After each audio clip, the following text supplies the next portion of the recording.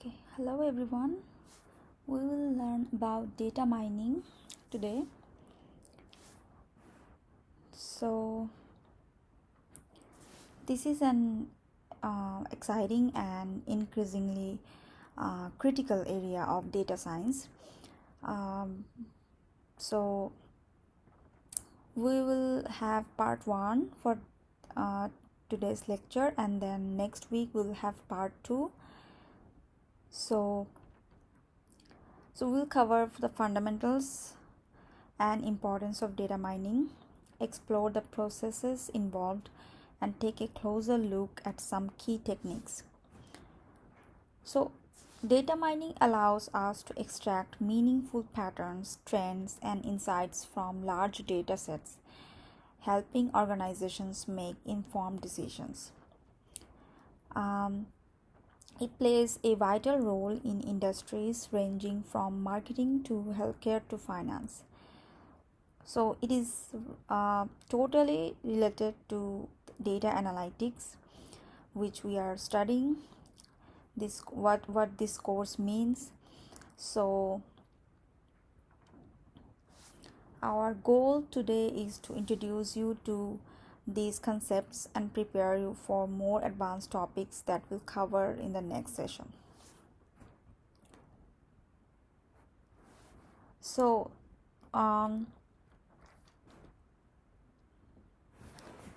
before we dive deeper into today's session, let me give you an overview of the key topics we'll be covering in part 1 of our data mining lecture. So, we'll start with the basics by answering the questions: what is data mining? After that, we'll explore the importance and applications, showing you why it's such a vital tool in today's data-driven industries. Next, we'll talk through the data mining process, breaking it down into stages, and then move on to some of the key techniques used in extracting meaningful insights from data. Afterward, we'll look at some of the popular tools and software used in data mining so you can become familiar with the technology that supports this practice. Finally, we'll introduce a case study to put theory into practice and allow us to discuss how data mining works in a real world scenario. That will be continued on part 2 on next lecture.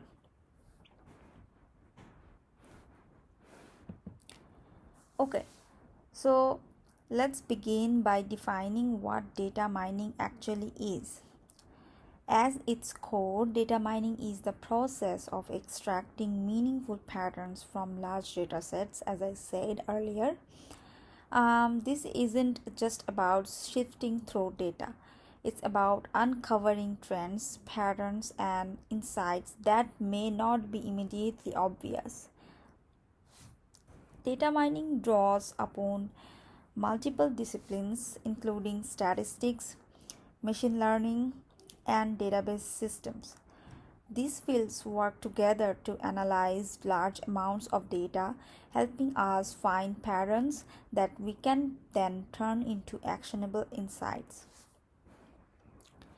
For example, through data mining, a business might uncover patterns in customer behavior that inform marketing strategies or operational decisions.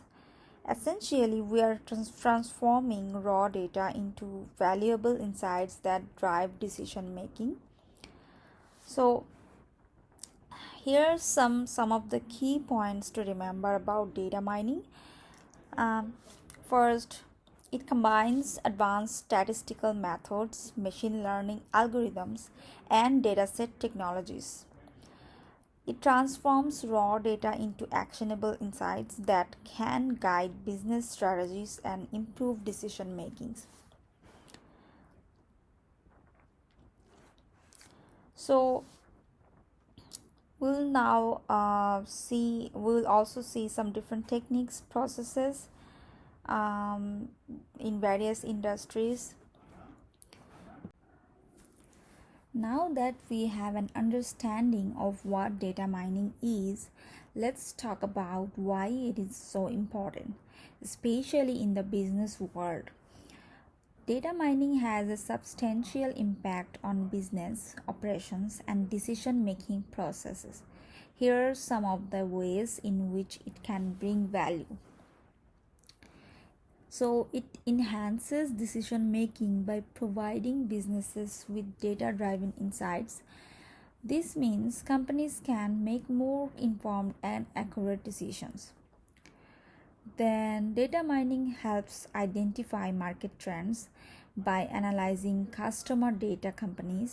Um, Companies can uncover patterns and shifts in the market, allowing them to stay ahead of their competition. It also improves customer relationships by offering personalized experiences and solutions based on customer behavior and preferences. Some practical examples of where data mining is used. Uh, we can see here we have fraud detection. Uh, so data mining algorithms can identify unusual patterns that may indicate fraudulent activity, so which can save companies millions of dollars. Then next is recommendation system in e-commerce. So e-commerce is basically the e-commerce mean the companies which is web based. So companies like Amazon and Netflix use data mining to recommend products or content to users based on their previous activity and preferences. This is not only enhances the user experience but also boosts sales and engagement. Like in Netflix, like let's think about Amazon. If you go to Amazon, if you buy something or if you just browse something, you will get a lot of suggestions related to that particular item. So you can then choose from the better, like you can choose the best deal from all those options. And like you bought a shirt and then you got a suggestion of a pen which matches the shirt. You can also buy that. So in like using those data mining techniques, they're using the data, customer data, to analyze those data, and then they give you those suggestions. So in summary, we can say data mining is essential for businesses to stay competitive, because in the market there are a lot of competitors where they have to stand for themselves. So which improve efficiency and foster stronger relationships with their customers.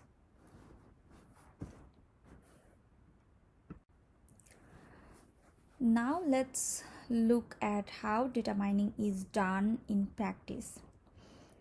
So one of the most widely used methodologies for structuring data mining projects is the CRISP DM framework. So what is this CRISP DM framework and how does it work? So this stands for Cross Industry Standard Process for Data Mining. So it consists of 6 key stages. First is business understanding. So this step is to understand the business objectives and requirements. This helps define the goals of the data mining project and ensures that the analysis is aligned with the business's needs. Second, we have data understanding. Once the objectives are clear, the next step is to gather and explore the data. This includes identifying the data source and assessing its quality, and starting to identify patterns or outliers. Third, we have data preparation. Here we clean and organize the data for analysis. This step includes removing duplicates, handling missing data, and transforming the data into a format that can be easily processed in the next stages. Next is modeling. In this step, we apply algorithms and techniques to the prepared data to create predictive or descriptive models. Various models are tested and parameters are fine-tuned to achieve the best possible results. Then we have evaluation. Once the models are built, they are evaluated to ensure that they meet the business objectives and that the results are accurate and actionable. This phase may involve revisiting earlier stages to refine the models further. Finally, the model is deployed into the business environment where it can start to deliver actionable insights, whether through reporting tools, integration, or with the other systems or decision-making processes. This process is iterative, means after the deployment, the model's performance is continually monitored and adjustments are made to improve if it's accurate or increase the accuracy or effectiveness. So the CRISP DM framework ensures that the data mining projects are structured, repeatable, and aligned with the business's needs, and which makes it a highly effective approach.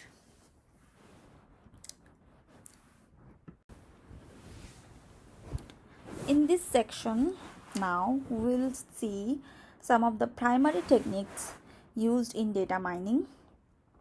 These methods allow us to identify patterns and relationships in data sets. Some of them are we already know some of them. We already learned about them, but this is also same, like most of the techniques are same as the data analytics technique, because this is the same thing.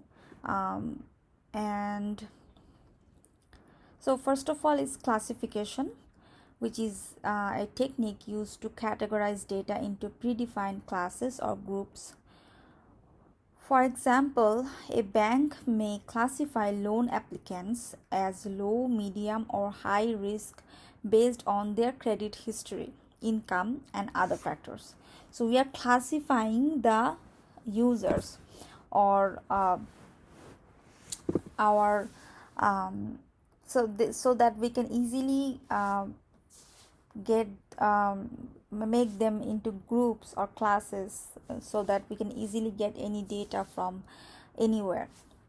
Then clustering, which clustering groups data points into clusters that share similar characteristics. Clustering doesn't require predefined labels like we did for classification. This is often used in customer segmentation, where customers are grouped based on purchasing behavior or demographic information. Like if you have some when your customers are from, you have customers from USA and Canada, so you can have two groups by country. Then we have association rule mining, which is used to discover interesting relationships or associationship between variables in large data sets. One common example is market basket analysis, where retailers analyze which products are frequently bought together. Then we have regression. which helps predict a continuous value, which we already learned about regression and predictive analysis in our previous lectures. It is often used to understand relationships between variables and how changes in one can influence another. Lastly, we have anomaly detection, which is used to identify outliers or unusual data points that doesn't fit within the normal patterns. So each of these techniques serves a different purpose, and the choice of which to use depends on the specific problem we are trying to solve and the type of data you're working with. So let's now see more detailed in more like those techniques in more detail. So basically we learned about classification. Now we'll see there are several algorithms commonly used for classification tasks. First, it could be decision trees. Like these are flowchart like structures where decisions are made by asking a series of questions about the data. For instance, the tree might ask a question like, is the person over 30 years old? And based on the answer, it branches off into the next question or outcome. Then we can have support vector machine, which is used to find the best boundary that separates data points into different categories. Then we have naive Bayes. This algorithm is based on probability theory and is particularly useful when the assumption of independence between features holds true. Now we'll see some use cases. First, we have email spam detection. Email providers use classification algorithms to automatically filter out spam messages based on certain features like subject lines, keywords, and sender information. If you look at your Gmail, you will get to see your spam folder, where you will see your Gmail is automatically classifying and removing or moving those emails to spam folder based on some similar features, like it could be a spam. So the disease diagnosis, like in healthcare, classification is used to diagnose diseases by analyzing patient data such as symptoms, test results, and medical history to predict whether the patient belongs to a category of a certain disease or not. Next is clustering. So it is also another essential technique. As we already know, we'll just see the algorithms which are commonly used in clustering. First is k-means. One of the most popular algorithms is k-means, which works by partitioning the data into k distinct clusters. It iteratively assigns data points to clusters based on their distance from the cluster's center. Then we have hierarchical clustering. This method builds a hierarchy of clusters, either starting from individual data points and merging them, or starting with one large cluster and splitting it into smaller ones. Next is DB-scan, which means density based spatial clustering of applications with noise.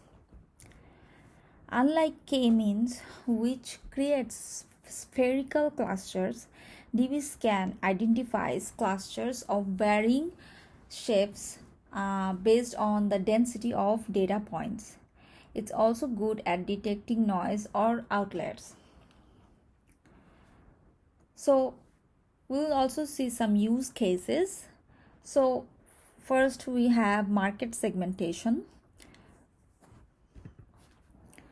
Businesses use clustering to group customers based on their purchasing behaviors, demographics, or other features, allowing them to target specific customer segments with tailored marketing strategies. Then we have image segmentation. Clustering is often used in image processing, where it helps group pixels with similar colors or textures, which is useful for tasks like object recognition or image compression.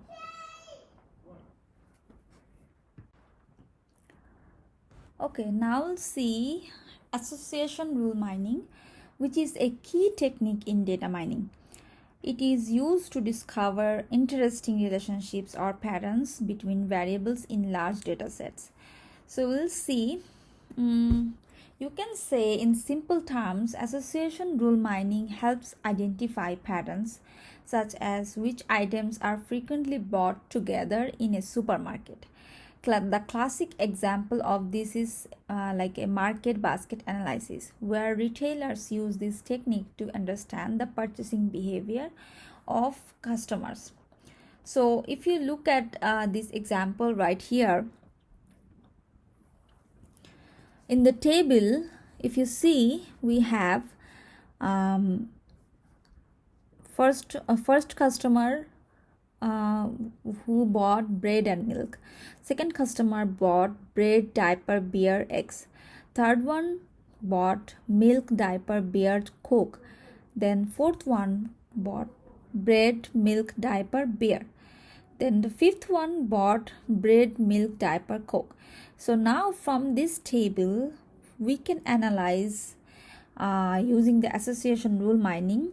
We can say whoever bought diaper also bought beer.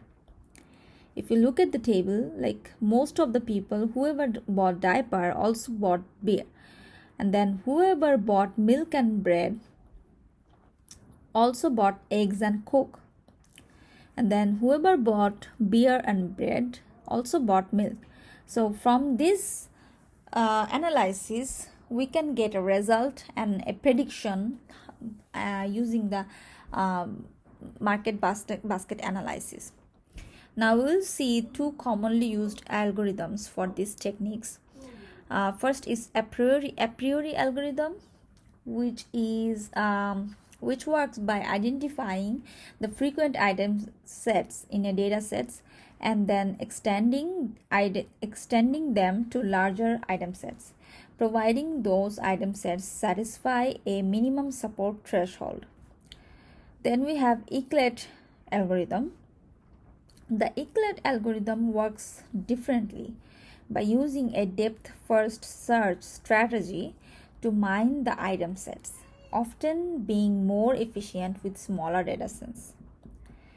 Now here are some use cases. Then first is market basket analysis, like what I said just now. This technique is widely used in retail to understand which products are frequently bought together, allowing retailers to optimize store layouts or offer bundle deals. So if you look at here, whoever bought milk and bread also bought eggs and coke. So we can have a bundle offer of those things. So that will increase the sale. The second one is recommendation systems. Many online platforms like Amazon or Netflix use association rule mining to recommend products or content based on users' previous behaviors. So if a user has bought diapers in Amazon, let's say, the system might recommend baby wipes or other related products, so that it will increase the sale. Okay, now we'll see regression, which is also another powerful technique which makes easy to predict outcome. So first is linear regression, then logistic regression. So on linear regression, which is used when the relationship between the independent variables and the dependent variable is linear. For example, predicting sales based on advertising spend. So if you if you if you spend like $10,000 for advertisement, or like if you say if you spend $5,000 for advertising and you got your sales are like between a targeted between a target time, your sales is only $4,000, so you will have a loss. So this is how it works. The predicting sales based on advertising spend. So one is independent, another is dependent. Then we have logistic regression. Although its name regression, this technique is used for classification problems where the outcome is categorical, such as predicting whether a customer will churn or not.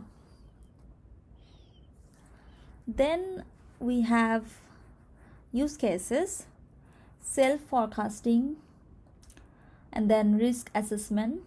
Like in businesses use regression to predict future sales, and then in finance, regression analysis used to assess risk by predicting the likelihood of certain outcomes based on historical financial data. This scatter chart is showing a typical output of a linear regression model, with the line representing the best fit through the data points. The closer the data points are to the line, the stronger the predictive power of the model.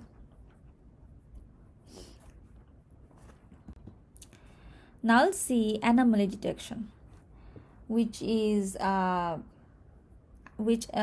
used to identify rare items, events, or observations that deviate significantly from the majority of the data.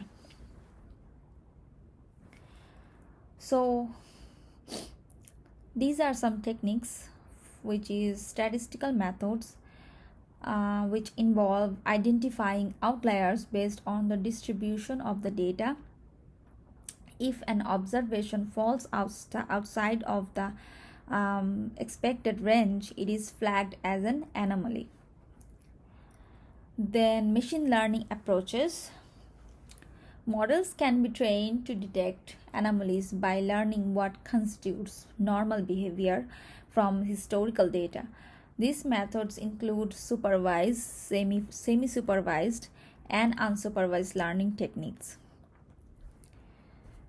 And then for the use cases, we also have like fraud detection, network security.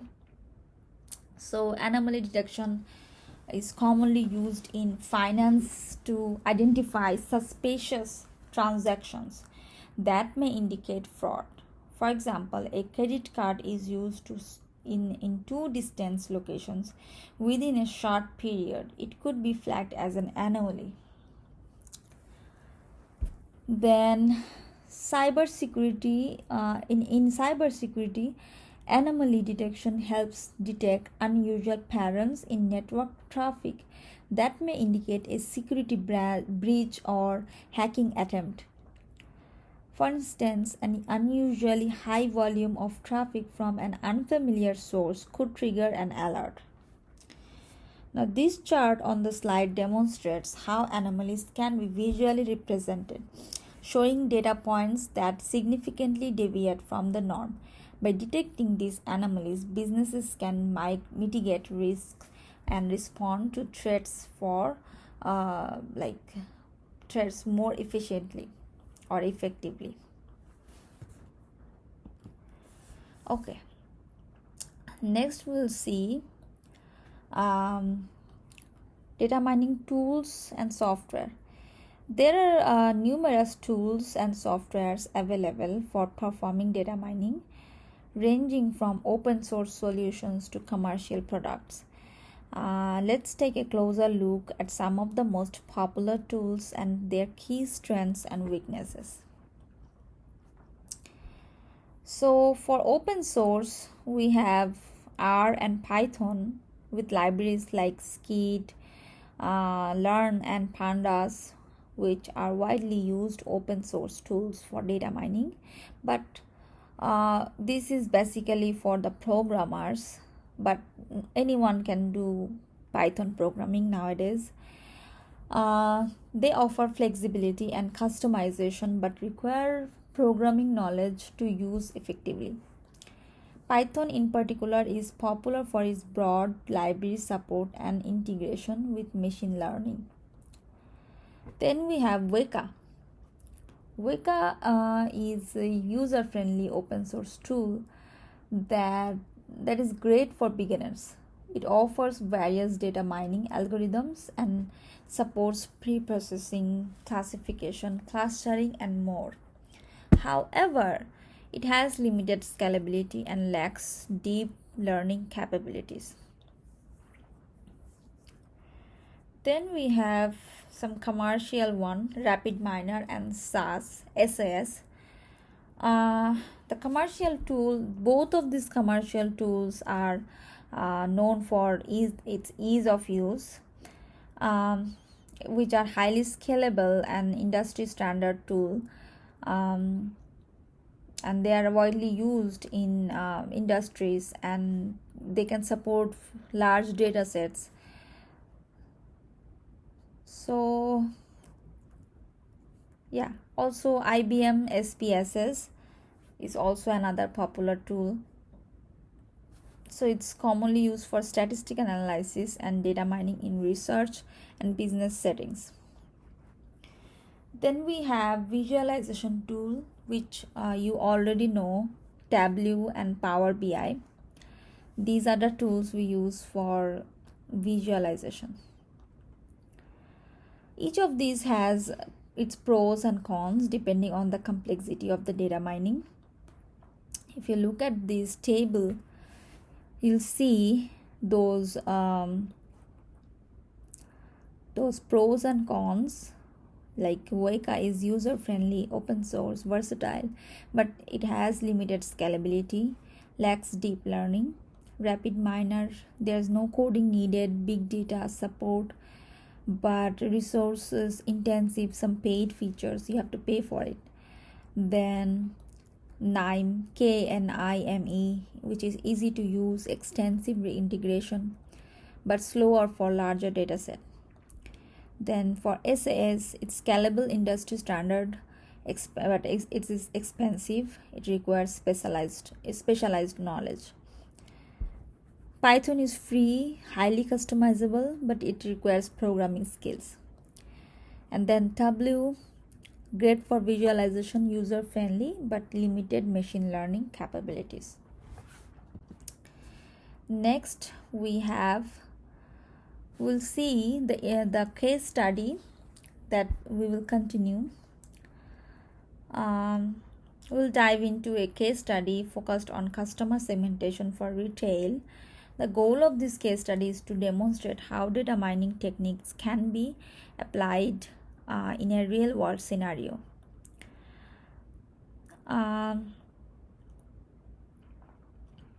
We'll go step by step. Here,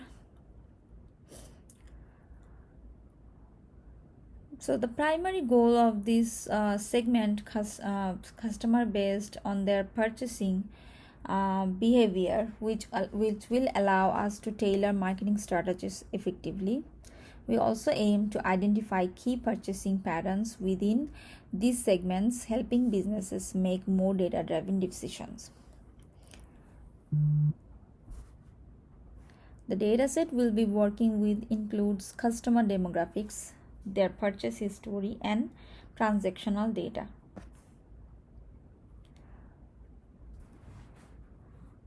We'll try to apply clustering and classification, and then by the end of the case study, we'll have identified distinct customer segments and developed actionable marketing insights that businesses can use to target specific groups more effectively.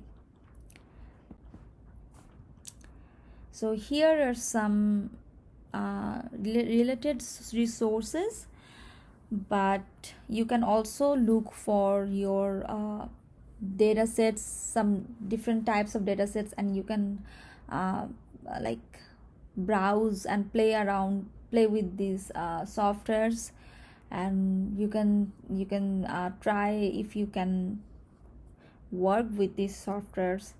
Like the previous assignment, you will get some kind of assignments, but not that uh, big, but maybe a short one, or but with that will be related to data mining.